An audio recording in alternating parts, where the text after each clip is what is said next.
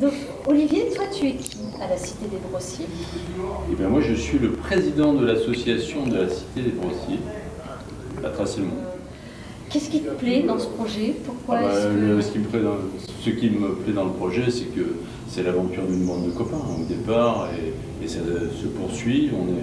Maintenant, pour la campagne qu'on a menée, on a été quand même 20 personnes pendant 3 mois, à se retrouver toutes les semaines, et à avoir beaucoup d'actions ensemble. Non, c'est formidable, c'est des aventures qu'on ne rencontre pas tous les jours. Voilà, et puis quand même beaucoup d'événements, comme les derniers en date. Aujourd'hui, un repas entre amis pour fêter la fin de campagne. La semaine dernière, une vente aux enchères qui s'est passée de façon quand même très sympathique. C'était une première pour beaucoup de monde, au moins. Et puis le début du lancement de la campagne, les soutiens qu'on a pu avoir de la part des institutionnels, de la part du Crédit Agricole, d'autres plus récemment, c'est formidable. Et tout ça pour un bel endroit dans lequel on est. Donc là, justement, une fois que le financement, la campagne est terminée, donc il va y avoir une somme d'argent, Oui.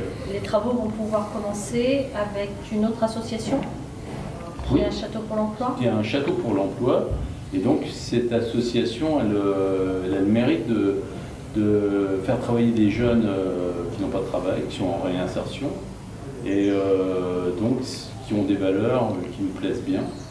Et c'est pour bientôt, puisqu'on a 62 000 €, et donc les travaux devraient démarrer début juin. Ça, c'est chouette. C'est chouette. Et puis du coup, aussi peut-être après, tous les gens qui ont contribué sur l'UL, pour certains, pour les contreparties, c'est des rencontres aussi avec ces gens-là. Ah oui, et bien sûr, les bien inviter. Sûr. Bien sûr, en plus de tous les gens qui nous supportent, qui sont toujours les bienvenus, il faut rappeler que tous les samedis matins, c'est porte ouverte avec des travaux participatifs, mais aussi l'occasion de prendre un café ensemble, de rencontrer des gens. Et qui est dans notre projet qui est social, durable, participatif. Et puis, oui, il y aura certainement des événements un peu plus personnalisés. D'accord. Et en fait, on parle de projet, mais le projet de ce que tu en dis, puisque tu as parlé des chantiers participatifs le samedi matin, du fait que le site était ouvert aux gens qui pouvaient venir prendre. En fait, ce projet existe déjà, concrètement, ah oui, tout à fait. il vit déjà, et même si c'est pas totalement, s'il n'est pas complètement fini, déjà il commence à... Ah ben, il a porté ses fruits depuis le départ, mais dès qu'on a démarré il y a 3 ans. Là, la seule chose, c'est qu'on passe à une vitesse supérieure qui nous permet de travailler, de changer, de réadapter, de rénover des bâtiments et de créer, de penser créer de nouvelles activités. Et le tout toujours en restant dans cette même optique d'économie sociale, solidaire, oui. Et d'entraide.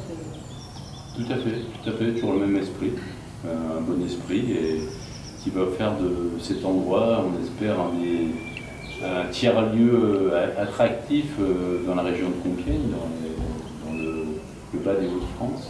On sera un des premiers tiers-lieux.